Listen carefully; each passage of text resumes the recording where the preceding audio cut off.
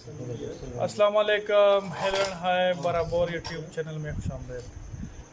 दोस्तों, जब भी कोई नई बात, कोई नई चीज़, कोई नया तजर्बा होता है तो मैं आप लोगों के साथ ज़रूर शेयर करने की कोशिश करता हूँ। अभी रात का टाइम है, एक दोस्त के पास आए हैं तो वहाँ एक अजीब चीज़ देखने को मिली, तो मैंने कहा आप लोगों के साथ भी शेयर कर लूँ। ये चीज़ आप लोग देख रहे हैं, ये देखें, इस पे ये लैंड एंड ग्रूस के जो है वो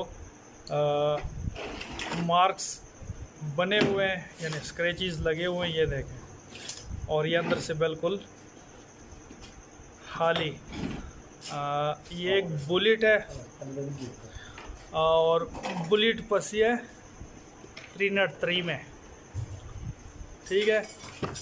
303 में बुलेट तो फंस गई, लेकिन अंदर से खाली कैसे हो गई, ठीक है। और हमने तो खैर इसको एक तरीके से निकाल लिया जैसे तैसे करके।